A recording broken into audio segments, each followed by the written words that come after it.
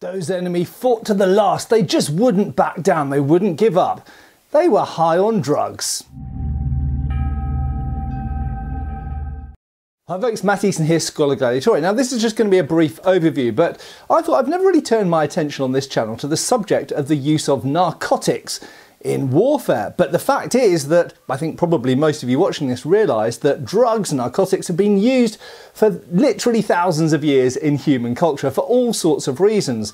For religious reasons, in ceremonies, in achieving altered states, but also in warfare. And obviously on this channel we focus a lot on military history, and there are some really good examples from history of the use of different types of stimulants and drugs in warfare, spanning the ancient world, different ethnographic groups over many centuries, and also all the way up to World War II and of course beyond. Now before we look at a few specific examples of drug use or stimulant use in warfare, I'm actually going to consider something else that we need to also put in there for a bit of context beforehand, and that is the fact that the way that people behave in warfare, particularly when they're wounded, for example, as we're going to see here, is different between different cultural groups for numerous reasons, and that can also be a cultural group at different points in their history as well, to do with the way that they live, the way that they perhaps hunt, the way that they're used to using certain types of weapons or being attacked or wounded by certain types of weapons. Now, here's a quote from none other than Winston Spencer Churchill, that famous Winston Churchill, in the River War of 1899. And he says, and obviously this is written in 1899, so you have to accept the terminologies of the time, nearly all civilized soldiers, he's talking about essentially Westerners, nearly all civilized soldiers sit down when they're severely wounded. This was noted in both the World Wars, incidentally. Perhaps 1% struggle heroically on, which is not enough to make a difference to anything.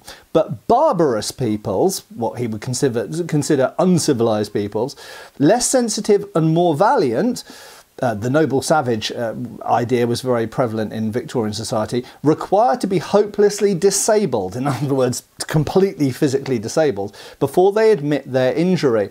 And in the meanwhile, they give no quarter. The paramount and sacred law of self-preservation justifies the employment of a man-stopping bullet. So he's talking about the use of firearms here. And this is something which is a very pervasive topic in Victorian military discussions, because it was found that in various colonial wars against numerous different peoples, they found that people shot wouldn't always behave in the same way or react in the same way, and this is true also in hunting as well, as necessarily a European soldier would.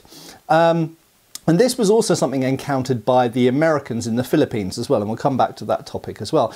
There's another one here. This is by Major General Sir John Adach. I'm not sure I'm saying that name right, I think it's an Irish name, quoted in Proceedings of the Hague Peace Conference of 1899. Published in 1907. It says, the civilized soldier, when shot, recognises that he's wounded and knows that the sooner he's attended to, the sooner he'll recover, because he has grown up in a culture expecting medical treatment and an expectation of recovery. So we'll come back to that in a second. Your fanatical barbarian, in contrast, similarly wounded, continues to rush on, sword in hand, and before you have time to explain to him that he's flagrantly violating the decisions of the Hague Conference, he cuts off your head. Now, there are many sources from the 19th century and even, indeed early 20th century like this, noting this thing. And it clearly was something that people observed. And in fact, they even found, for example, in the Sudan War, when they switched from Martini Henry 45-577 caliber to 303 in the Omdurman campaign, they actually found for weeks afterwards, in policing the local area, tribesmen who had fought at the Battle of Omdurman and then had been shot with 303, which had gone straight through them at long range, and had gone home and were suffering horribly. Grim stuff, but they hadn't sought out any medical treatment in most cases because there wasn't any. So the way that people live and the way that people expect to die, and their life expectancy as well, if you only expect in your society to live to 35 or 40, if you're an active male who goes off to war and this kind of stuff, at best, then if you're wounded, then, you know, and if you have certain religious beliefs and cultural beliefs as well, you might, rather than stopping down going, oh, I've been wounded, call the paramedic, instead you rush on and try and take down as many of the enemy as possible. And this, of course, had a direct relation to the types of firearms decided upon. Famously, the Americans in the Philippines switched from, I think it was 38 caliber to 45, brought in the Colt 1911, so higher capacity, slightly more powerful round, better stopping round. The British had experienced the exact same thing. The Colt Navy, for example, in 36 caliber was found to have insufficient stopping power in the Indian Mutiny, and any officer who could afford it pretty much switched to large calibers, either 44 caliber Colts, which in reality are more like 45 at that point, or the Adams and Beaumont Adams, which were in 54 bore, which is 45 caliber, or even larger than that, all the way up to .50 caliber. But the fact is that, therefore, there are cultural differences. So now we're going to look at drugs and stimulants in warfare briefly, just a little overview of some examples. But you have to bear in mind that different cultures at different times might seem to have almost superhuman capacity for injury and charging on and this kind of Dutch courage, we'll come back to that in a second, when in fact it's cultural and not always down to drugs. But sometimes it's down to drugs. So one of the most famous examples, which you might not have thought of as a famous example, is actually in our common day language, at least here in British English it is. We often refer to Dutch courage. Have you ever thought where that comes from? So Dutch courage usually means having a drink before doing something scary. And it seems that this term entered the English language during the numerous conflicts and small wars and large wars as well, 30 Years' War, where the English particularly, well, let's say the British in general, but particularly the English, were fighting against the Dutch. Now, the Dutch and the English in the 17th century were both big empire, expanding nations and sea nations. So both the Dutch and the English, big in naval power, colonising around the world from India to America to Africa to everywhere. And they came into lots of conflict. And at this time, we're not exactly sure during which war, and we're not exactly sure, you know, if it relates to one specific incident, but the expression Dutch courage came around because, allegedly, Dutch sailors and soldiers were famous for having a good old drink before going into battle. Now, this isn't a new thing. Clearly, going all the way back into the ancient world, drinking was sometimes associated with going into battle. But it does seem that, at least in our language, in our modern language, it comes from 17th century Dutch courage. The expression comes from 17th century wars between the English and the Dutch. Now, it should also be noted at that point that alcohol is very often forbidden in militaries, but sometimes given as a reward. And many of you will know about the pint of rum that was given in the Royal Navy, and there were equivalent things in many other navies. So gin or rum or things like this, sometimes they believed they had anyway certain medicinal qualities, perhaps getting with gin, for example, helping to fight malaria and this kind of stuff, and even supplementing their rather poor diets sometimes, especially at sea, but also in the army rations as well. But also as a way of motivating the men, because fundamentally alcohol has been popular with soldiers and sailors since time immemorial. So that was more of an incentive, but clearly it also led to discipline problems. So this is always a counterbalance, whether we're talking about alcohol or certain types of drugs, be it cocaine or you know, hashish or later drugs, sort of amphetamine stuff. The fact that you've got drugs that might achieve some things, they very often have negative effects as well, and will make your, for example, in the case of alcohol, make them unruly and more likely to fight amongst themselves, not so good at staying, you know, in their marching in order and doing their manoeuvres and this kind of, probably even loading their muskets and this kind of stuff. So very clearly there are pluses and minuses, and so very often we see the Dutch courage or the drugs or the alcohol being used by specific troop types. And one of the ones, and this is purely conjectural really, are the Norse berserks or berserkers. And now there's a lot of rubbish written about berserkers, so I'm not going to go into depth on those because we just lack source material. We don't even exactly know why they're called berserkers. But It is generally believed that they are associated probably with using stimulants of some kind, but they are a specific type of shock troop. Okay, so don't consider that necessarily all Norse, or Vikings if you want to call them that, were using stimulants on a regular basis, because that probably would have messed up their sailing abilities and stuff like that. But perhaps the elites did for certain scenarios, for example, storming an enemy Frankish or Anglo-Saxon fortification. So leading on from berserkers, we're generally here talking about hallucinogens. Now, hallucinogens have been widely used in tribal societies in Europe, Africa, Asia, North America, everywhere, South America especially. And in fact, there are just so many historical examples of this, I don't even know where to begin. I mean, I think a lot of people think about hallucinogens being used in Native American rituals, but clearly they were also used in warfare. And this is mentioned in sources during the sort of European conquest, shall we say, of South and Middle America. And it is noted also in places like India. Okay, so there's something called khat, which is used in, or gat, someone sometimes said, in India. Also used, similar drugs used in parts of North Africa, also Afghanistan. And this is achieving an almost fanatical trance-like state. And there's various drugs that can achieve this and were used. Probably, and I think the general rule is, these sorts of drugs, hallucinogens essentially, don't seem to work very well for very organised militaries. They don't necessarily enhance performance, but they do enhance determination and stubbornness and willingness to just carry on regardless of wounds and stuff like this. So it was popular in certain societies. Certain groups in India used it. The Afghans used it occasionally, and as I say, various North Africans and Native Americans as well. So this is widely described in numerous sources for centuries and centuries. Probably also relates to berserkers as well, and almost certainly was used by prehistoric, that is, you know, Bronze Age and Iron Age societies in Europe as well. Now, what some of you might not necessarily realise is that cocaine, which is a widely known and has to be said, widely used drug even today, cocaine was absolutely normal and socially acceptable in the Victorian era in most countries, certainly most European countries and in America as well. So therefore, by the time World War I came around, cocaine was like, that's just a performance enhancer. And it was widely used by numerous militaries, both systematically and unofficially, in World War I, and still being used in World War II as well. But World War I in particular, cocaine seems to have seen extremely widespread use. In fact, if we look at Victorian and Edwardian literature, you can see cocaine casually mentioned in Sherlock Holmes books written by Sir Arthur Conan Doyle.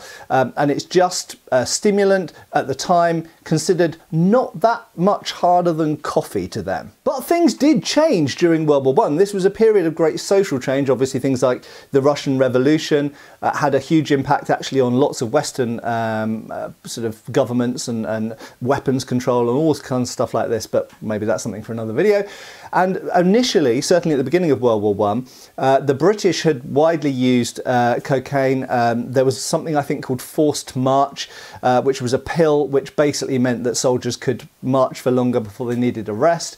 However, things changed during World War I for a number of reasons, and by 1916 they were sort of trying to stamp it out. Inevitably, it was still used right the way through World War I, unofficially, but the official use seems to have dwindled out in the second part of World War I. And this is really when you notice also things like alcohol prohibition in America. This switch from essentially the Russian Revolution period, so 1916-17, and then through to 1920, after World War I, is a period of great social change in attitudes to stimulants and drugs and alcohol. But that being said, the Germans lent into it and they started combining cocaine with methamphetamines, meth as many people would refer to it these days.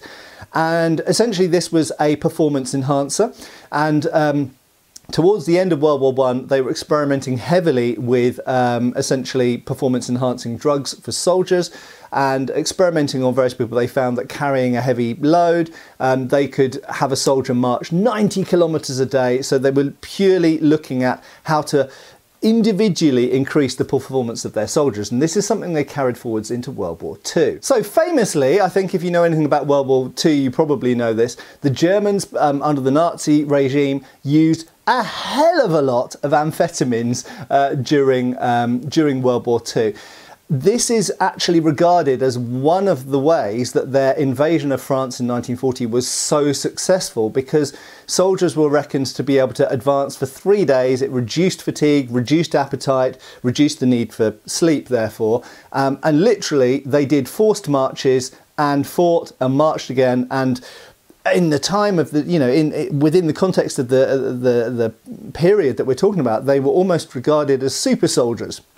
And this is where the whole Captain America idea comes from. So if you've watched the Marvel movies, this whole idea of creating a super soldier, basically, it has its origins in World War I, but really manifested itself in World War II. So the Germans produced millions and millions and millions of Pervitin, I think it's pronounced, amphetamine tablets, gave them to all of their soldiers, particularly at that stage of the war. Drugs were widely, I mean, Hitler himself used drugs a lot. He loved his drugs, did Hitler, and the soldiers were issued loads of them. Now, that's not to say that other forces didn't use them as well. In fact, performance-enhancing drugs were used by others in the war. The British Army did use them, did also use amphetamines, but nowhere near to the level of the Germans. So the Germans really led the way in drug use at that time. But let's get back to earlier periods. So I expect many of you have been waiting for me to mention the assassins, Saladin's assassins, or hashish. It comes from hashashins. So it's an Arabic origin to hashish. These are powdered hemp leaves, essentially. So these, again, are hallucinogens. Now, I have to say, I've always been slightly dubious about this, because in the particular way in which his assassins operated, I personally don't see how a hallucinogen would be particularly useful. I understand how hallucinogens might be useful for shock troops, storming a forlorn hope, storming a breach in a wall, this kind of stuff, suicide troops.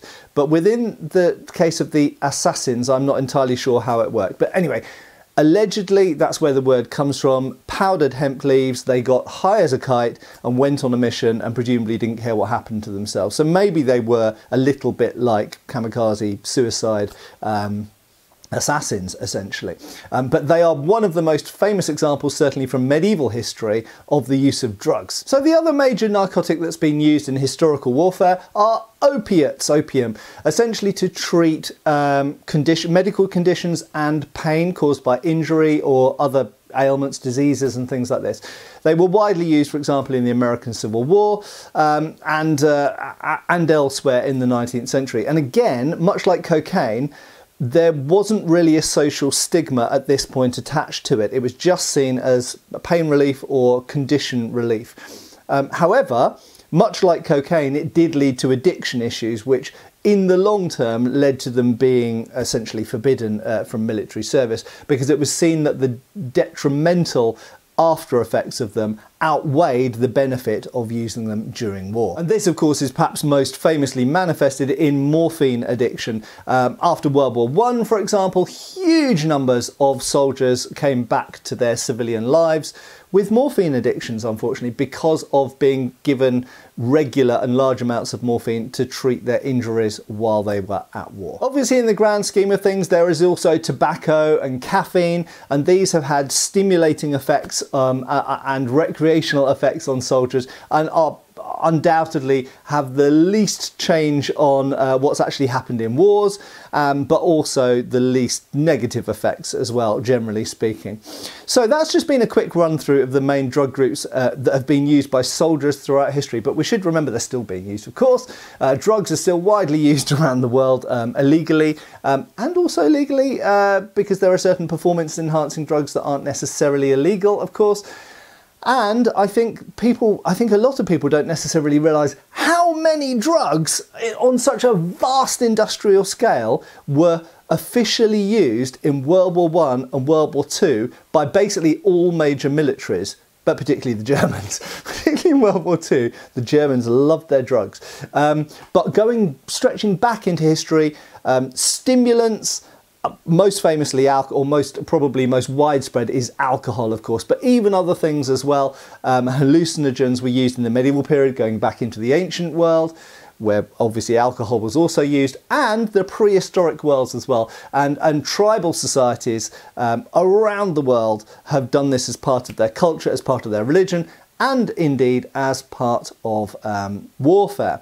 So sometimes, this is the closing thought, I guess, sometimes when on this channel we're talking about the effects of weapons on people, you have to remember that there are many factors which might affect why a given weapon, whether it's a firearm or a sword or a bayonet or anything else, has differing effects in different parts of the world at different times. Because not only is it about how is the weapon used and how effective is the weapon being employed, but also who is the opponent, what kind of culture, what kind of upbringing, what kind of religious or cultural, spiritual beliefs do they have about death, and also medical familiarity, and do they expect that if they lie down and wait for a medic to come, they're going to be treated, or there's no even concept of a medic, and so you may as well fight until you're dead. That changes everything.